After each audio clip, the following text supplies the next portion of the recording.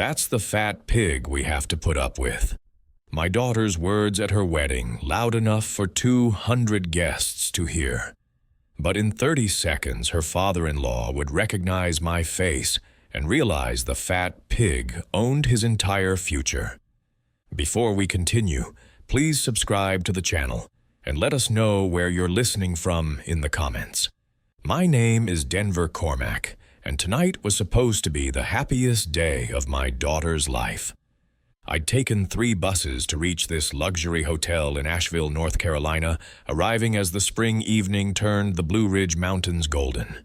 The ballroom was magnificent, all crystal and white roses, the kind of elegance I'd only ever seen while emptying trash cans after corporate events. I felt every eye on me as I entered. My suit, the best I owned, looked shabby against the designer tuxedos. But I'd come anyway because despite everything, Sienna was still my daughter. The gift in my hands contained something precious. Stock certificates worth $50,000, though the wrapping paper cost only $25,000. She'd understand someday. Maybe. Dad.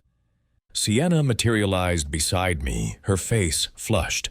Whether from champagne or embarrassment, I couldn't tell. Probably both. Why didn't you? Never mind.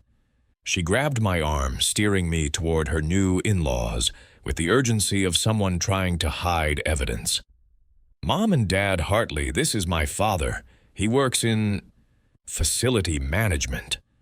The lie came smoothly. She'd been perfecting it for years. Preston Hartley shook my hand with the polite discomfort of old money-meeting working class. His wife smiled tightly.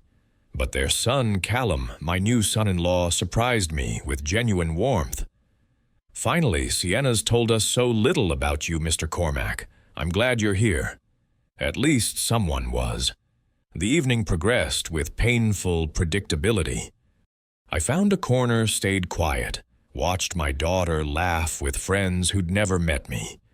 Then Preston stood to give his toast, and I heard words that made my chest tighten. 2 weeks ago, our family faced devastating news.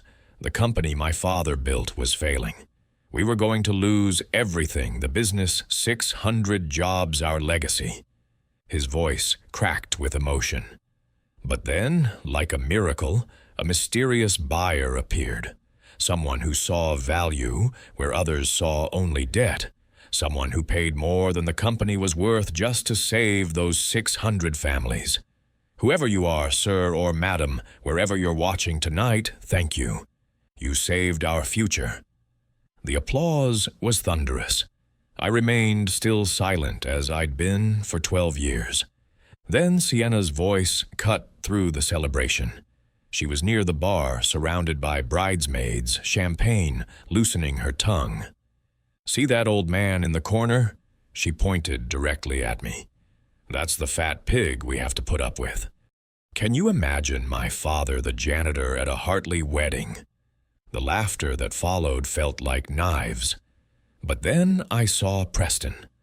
Hartley's face change. He was staring at me, his phone in his hand, scrolling frantically through something. His expression shifted from amusement to confusion, to absolute shock. He stood slowly walking toward me as conversations died around us. Wait, he said, his voice barely a whisper that somehow carried through the silent ballroom. Aren't you my new boss? 200 faces turned toward me. Mr. Cormack. Preston continued louder, now his hands shaking. You're D.C. Beaumont, the buyer. You're the man who saved my company, who saved 600 jobs. He couldn't finish. Sienna's face drained of all color. I set down my gift, carefully looked at my daughter one last time, and said simply, There seems to be a misunderstanding. Congratulations on your marriage, Sienna. Then I walked out, leaving chaos blooming behind me like wildfire. The morning after the wedding, my phone started ringing at 6 a.m. Sienna. I silenced it and made my coffee watching the sunrise through my apartment window. By noon, I had 15 missed calls. By evening, 23 voicemails, each more desperate than the last. Dad, please. What did Mr. Hartley mean? Call me back. Dad, I'm sorry about what I said. I was drunk. Please, we need to talk. Dad, you're scaring me. Just tell me what's going on. I didn't answer. Not yet. Sometimes silence teaches more than words ever could. On the second day, she appeared at my door unannounced. I'd been expecting her. I made tea in my chipped mugs while she paced my small living room, her designer heels clicking against the worn linoleum. The finance books, she said, suddenly stopping at my bookshelf. Why do you have all these books about investing and corporate acquisitions? I looked up from pouring the tea, my expression carefully neutral. I buy them at garage sales. They're cheap and I like to read. After years of cleaning corporate offices, I got curious about how businesses actually work. Her eyes narrowed, but she accepted the tea. Dad, what did Preston mean? Are you connected to this D.C. Beaumont person somehow? Your father-in-law seemed confused, I said carefully. Perhaps I reminded him of someone from his business dealings. Men his age sometimes see familiar faces where there are none. It wasn't a lie. It just wasn't the whole truth. She left unsatisfied, and I knew what would come next. 3 days after the wedding, I saw the private detective. He was good, I'll give him that, but not good enough. He followed me to work, photographed my bus routes, documented my modest lifestyle. What he didn't know was that I'd been watching for watchers for 12 years. My legal team had built walls around my identity that even the best investigators couldn't penetrate. On day 5, Sienna visited again. This time, I'd prepared. I left a shoebox on my desk, partially visible, containing carefully curated falsehoods. An old photograph of me leaving a corporate building real enough to seem authentic.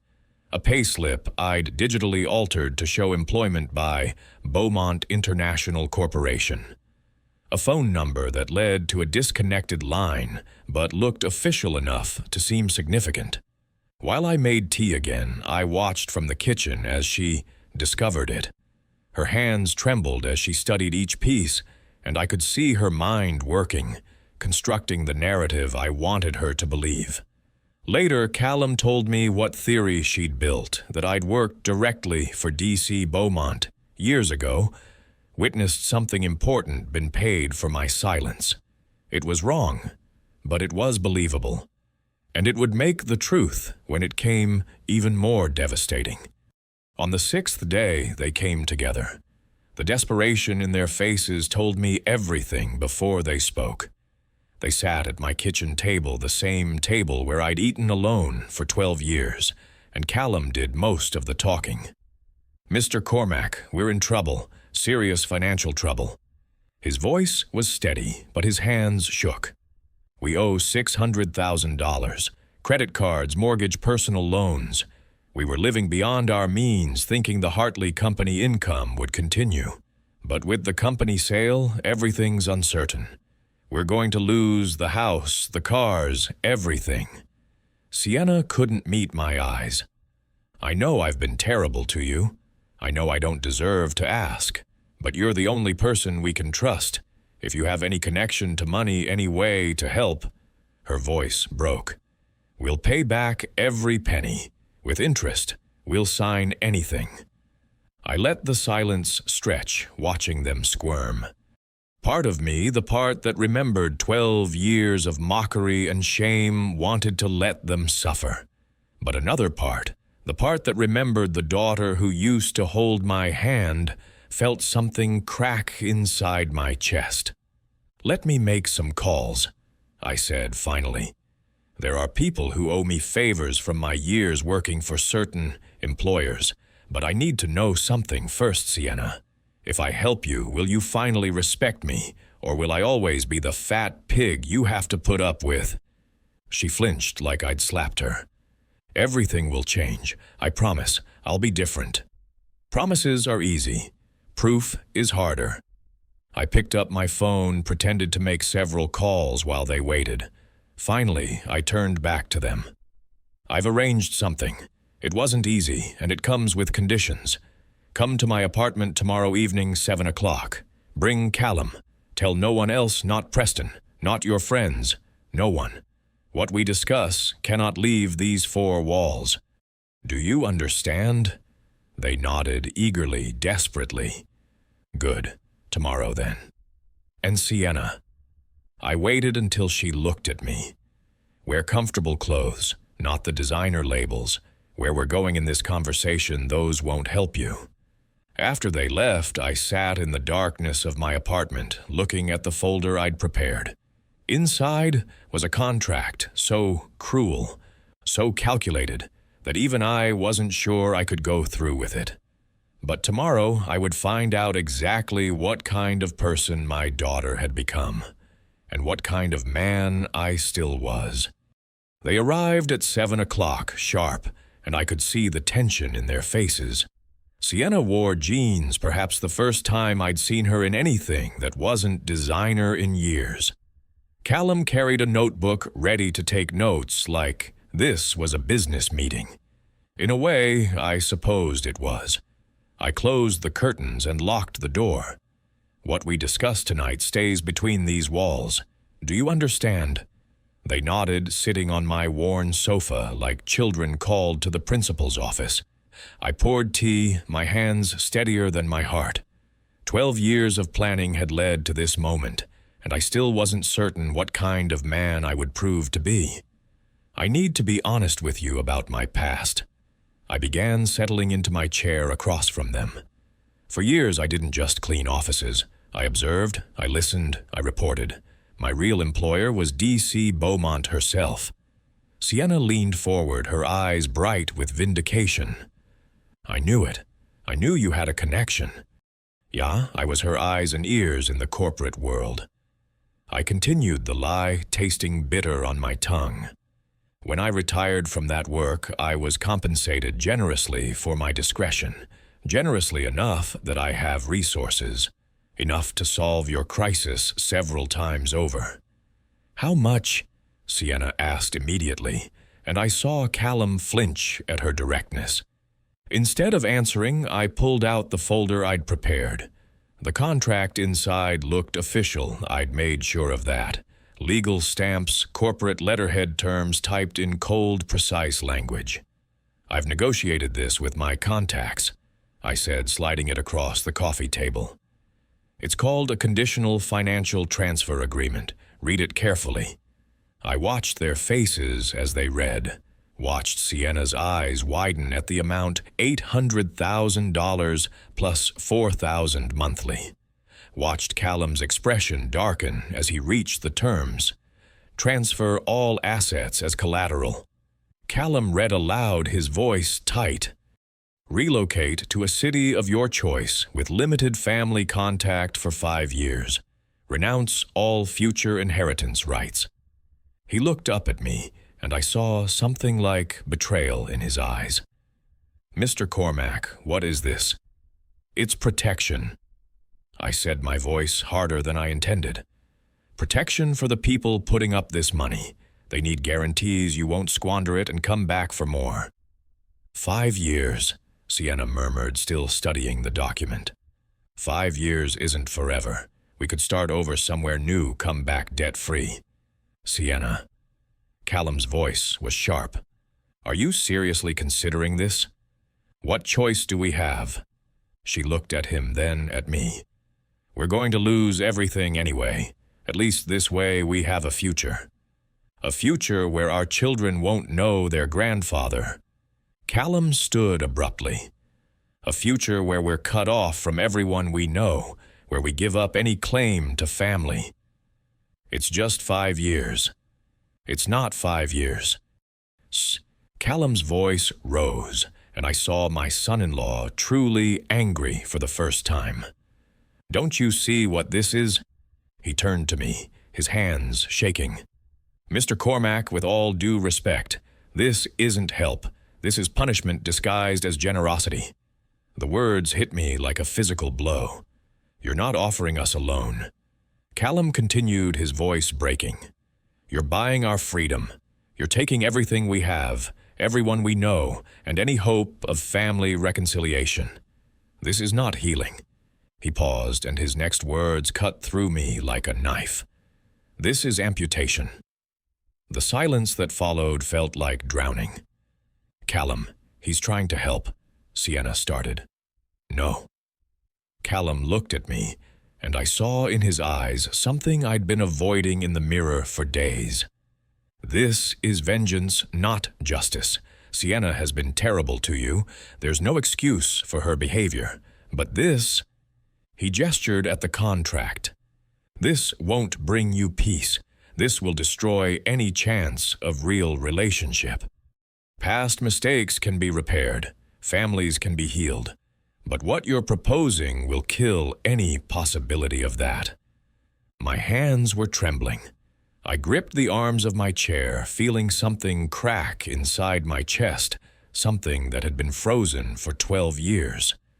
"Your husband is right," I said quietly. Sienna's head snapped up. "What?" I reached for the contract, my fingers unsteady, and tore it in half. "That document is fake, a test. I wanted to see what you would choose when faced with money or family, what you would sacrifice for financial security." "A test." Sienna's voice was barely a whisper. "And you failed," I said, looking at her. "You were willing to accept terms that would destroy our relationship, cut yourself off from everyone you know, just to escape debt. But your husband—" I looked at Callum with something close to admiration. "Your husband saw through it immediately. He saw what I'd become in my anger." I stood, slowly walked to my desk and pulled out a different folder. This one was real bank statements, ownership documents, 12 years of truth I'd been hiding. "Before you make any decisions, before we go any further, you need to know the whole truth about who I am." I turned back to them, and for the first time in 12 years, I felt the weight of my secret lifting. "I am exactly who Preston thought I was at your wedding. I am D.C. Beaumont, and it's time I stopped hiding." I placed the real folder on the table between us and watched my daughter's face as her entire world began to crumble and rebuild at the same time. I opened the folder slowly, spreading the documents across my coffee table like cards in a high-stakes game. Bank statements, ownership certificates, purchase agreements, 12 years of truth I'd kept hidden from everyone, including my own daughter. "This," I said, pointing to the first document, "is my primary bank statement, Denver Cormac Beaumont. Current balance $200 million. Sienna's face went white. Callum leaned forward, studying the document like he couldn't quite believe what he was seeing. "These—" I continued, laying out more papers, "are ownership certificates for 15 companies I've acquired over the past 12 years. A textile mill in South Carolina that was about to close, I bought it for $2 million restructured. It saved 200 jobs. A family restaurant chain in Tennessee, facing bankruptcy, saved another 150 jobs. A tech startup in Raleigh that couldn't make payroll, 100 more jobs saved." 600 jobs, Callum whispered, and I saw understanding dawn in his eyes. "And this—" I placed the final document on top, "is the purchase agreement for Hartley Corporation, $45 million, my signature. I bought your father-in-law's company 2 weeks before your wedding, Sienna. I saved those 600 jobs. Preston thanked the mysterious buyer for. That buyer was me." Sienna made a sound like she'd been punched. "How you're a janitor. You live in this tiny apartment. You take the bus. You wear thrift store clothes." "I am a janitor," I said quietly. "That part was never a lie. But 12 years ago when your mother died—" My voice caught, and I had to pause. Even after all this time, Iris's death was a wound that hadn't fully healed. "When your mother died, I made a vow.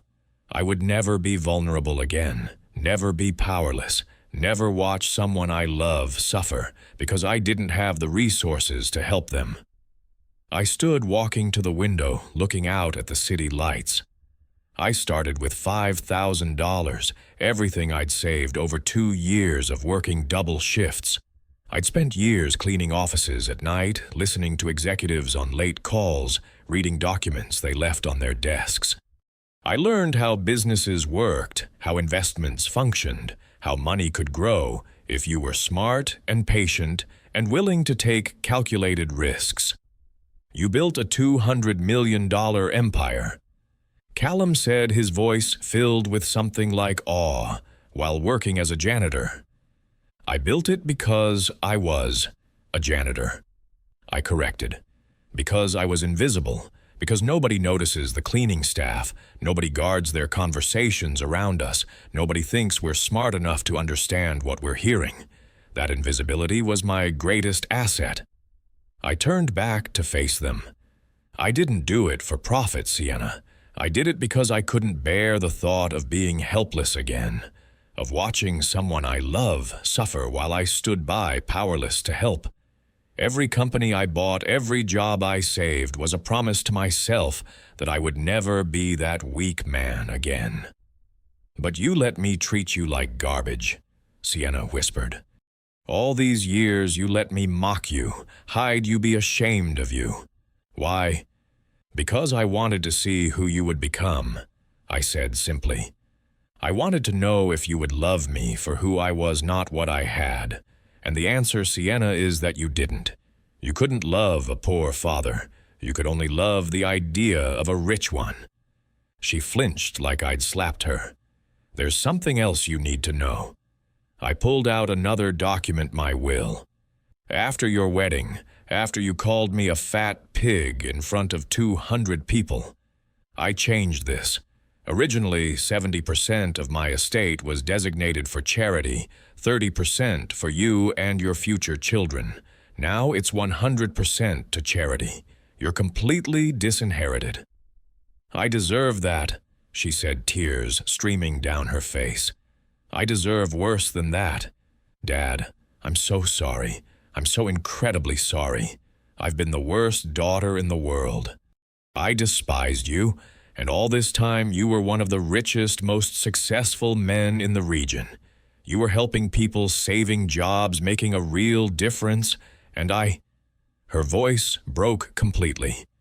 I called you a fat pig. You did, I said quietly. And that hurt more than you'll ever know. Not because of the words themselves, but because they showed me that I'd failed as a father. That somewhere along the way I'd raised a daughter who measured worth in dollars instead of character, who valued appearance over substance, who would rather lie about her father's existence than admit he worked an honest job. I can change, she said desperately. I will change. Just tell me what to do. I sat back down, looking at her carefully. If you want reconciliation, Sienna, here are my conditions. First, you will apologize publicly to every person who was at that wedding, all 200 guests. You will tell them exactly what you said to me and why it was wrong. You will do this without excuses, without justifications, without blaming alcohol or stress or anything else. She nodded, still crying. Second, you will earn my respect through actions, not words. Words are easy, promises are cheap.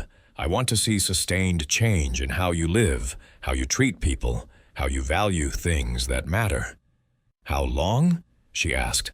How long do I have to prove myself? As long as it takes, I said. Forgiveness isn't earned in one conversation, Sienna. It's built through consistent actions over time. It's built through choices you make every single day when nobody's watching, when there's no reward except knowing you did the right thing. She looked at Callum, then back at me. I'll do it. Whatever it takes, however long it takes.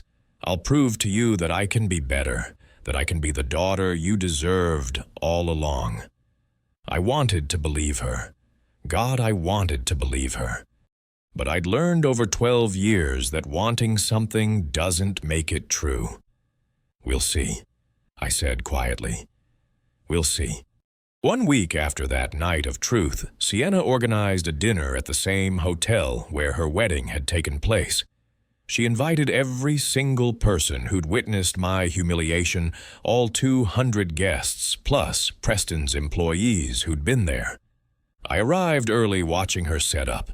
She'd written her apology by hand on simple paper, no expensive stationery, no professional polish. Her hands shook as she arranged the chairs. When everyone arrived confused about why they'd been summoned, Sienna stood before them. No champagne this time, no designer dress. Just my daughter in a simple outfit, holding her handwritten words, her voice trembling, but clear. 6 months ago, at my wedding, I called my father a fat pig in front of all of you. I pointed at him, mocked him, encouraged you to laugh at him. She paused, tears streaming down her face. There is no excuse for what I did. Not alcohol, not stress, not anything. I was cruel to a man who has spent his entire life working hard and helping others. A man who, as it turns out, saved 600 jobs, including those of my father-in-law's employees. But even if he hadn't been successful, even if he'd remained a janitor his whole life, he deserved respect simply because he's my father and he's a good man. I'm deeply ashamed of who I was. I'm working every day to become someone better. The silence that followed was profound. Then Preston Hartley stood. "I owe you an apology too, Denver," he said, his voice thick with emotion. "I laughed along with everyone else. I judged you by your clothes instead of your character. You saved my company, my family's legacy, 600 families' livelihoods, and I mocked you. I'm sorry."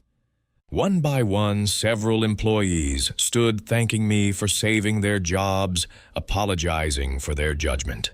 It was more than I'd expected, more than I'd thought possible. The next week, Sienna and Callum's mansion went on the market. I watched from a distance as they sold everything. The luxury cars, the designer furniture clothes that cost more than my monthly rent.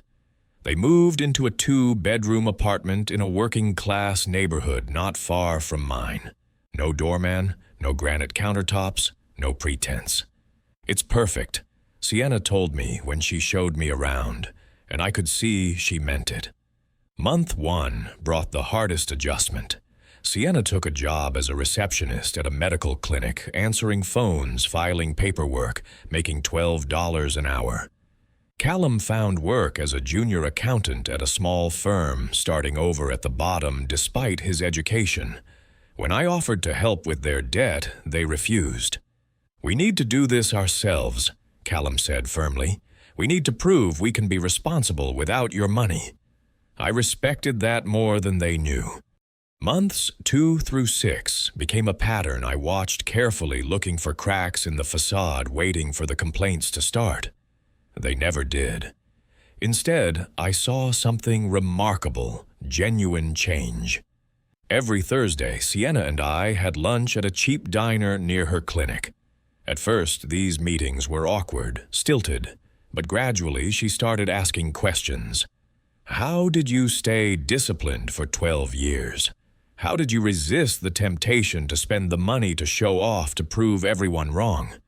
Because proving people wrong wasn't the goal. I told her, building something real was the goal. Money is just a tool, Sienna. It's what you do with it that matters. She started carrying a notebook, writing down everything I said about investing, about patience, about the difference between wealth and worth. She wasn't asking for money. She was asking for knowledge. That shift meant everything. In month 4, she called me her voice, bright with pride. "Dad, we did it. We paid all our bills this month without using a single credit card. For the first time in my adult life, we're living within our means." It was such a small thing, something most people did every month without thinking. But for Sienna, it was Everest.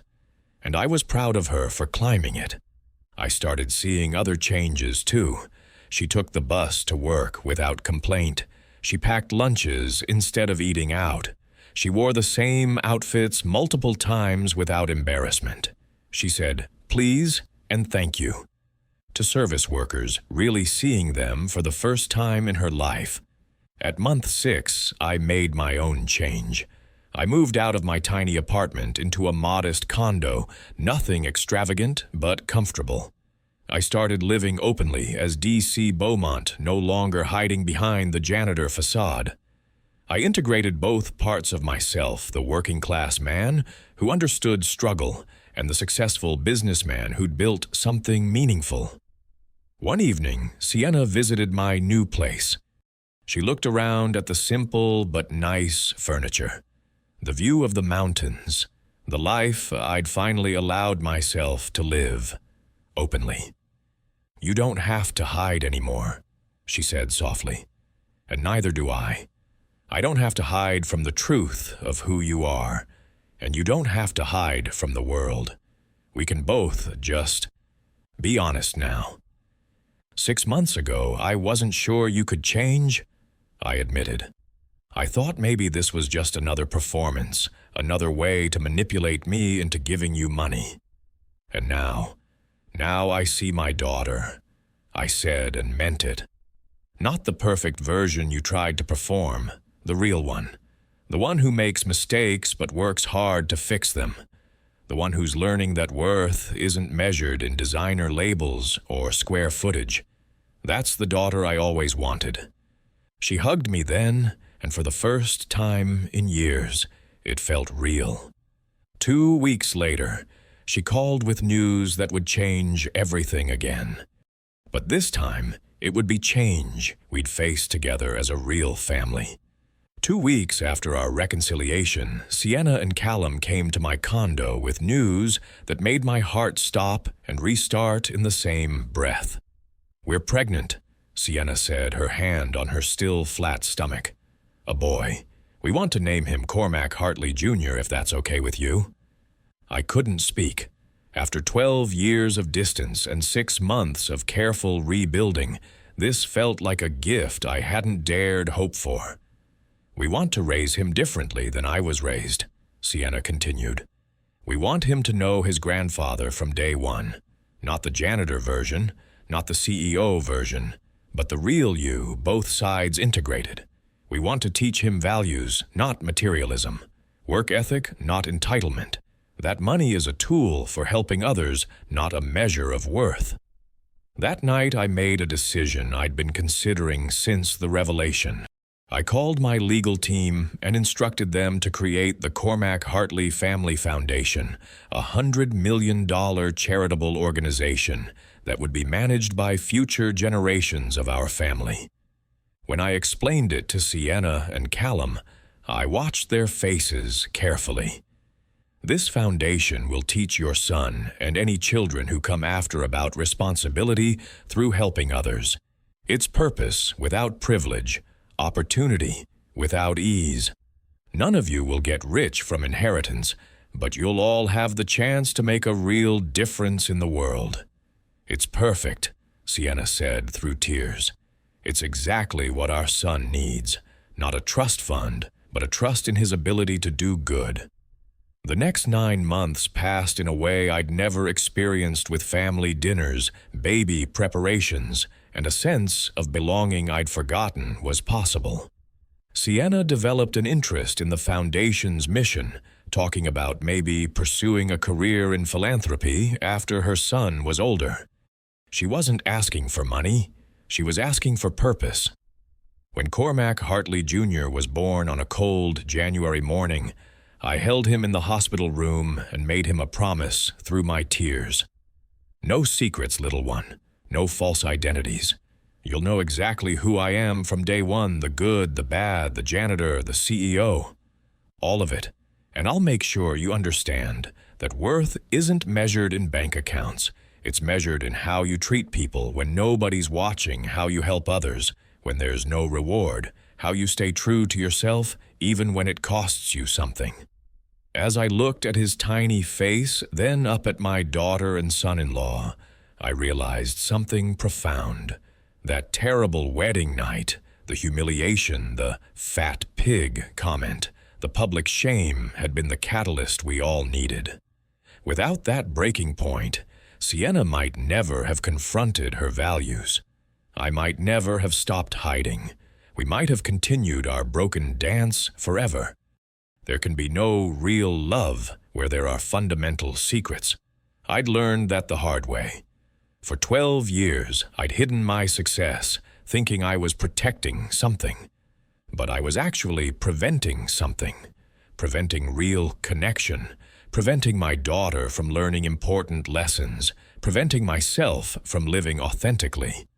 Now, looking at 3 generations gathered in that hospital room, me at 64, Sienna at 33, and tiny Cormac just hours old, I understood what true wealth really meant. Not the 200 million in my accounts, not the companies I owned, not even the 600 jobs I'd saved. True wealth was this: being able to hold your grandson while your daughter looks at you with genuine love and respect, knowing that every relationship in the room is built on truth, not pretense. If you're listening to this story, I want to ask you something. Have you had the courage to be completely honest about who you really are? Are you hiding parts of yourself out of fear, protection, or pride? Because I spent 12 years proving that you can have all the money in the world and still be poor in the ways that matter most. Family matters more than money. Authenticity matters more than appearance. And sometimes the worst moments of our lives are exactly what we need to become, the people we were always meant to be. My name is Denver Cormac Beaumont. I'm a janitor and a CEO, a father and a grandfather, a man who learned that the hardest person to be honest with is yourself. And I'm finally, after 64 years, living as my whole self. No more, hiding no more. Shame, no more secrets. Just an imperfect man with an imperfect family, building something real together. And that's worth more than all the millions I'll ever have. You know, looking back on that terrible wedding night when my daughter called me a fat pig in front of 200 people, I used to think it was the worst moment of my life. But now, I understand it was actually a gift, a painful, humiliating gift that forced all of us to confront the truth we'd been avoiding for 12 years. I learned that you can hide your success, but you can't hide from yourself. That secrets might protect you from judgment, but they also prevent genuine connection. That the hardest person to be honest with isn't your critics or your children. It's the person you see in the mirror every morning. Sienna learned that worth isn't measured in designer labels or square footage, but in how you treat people when nobody's watching. That real security doesn't come from a trust fund. It comes from knowing you can survive, adapt, and thrive through your own efforts. And Callum taught us both that sometimes the most loving thing you can do is refuse to let someone destroy themselves even when they desperately want you to. If you're listening to this story and thinking about your own life, I want you to ask yourself these questions. Are there parts of yourself you're hiding because you're afraid of judgment? Are you living authentically? Or are you performing a role you think others expect? Have you let shame about your job, your background, your struggles prevent you from being your whole self with the people you love? Because I spent 12 years proving that you can have all the money in the world and still be poor in the ways that matter most. Money bought me security, but it couldn't buy me my daughter's respect. That had to be earned through honesty, vulnerability, and the courage to stop hiding.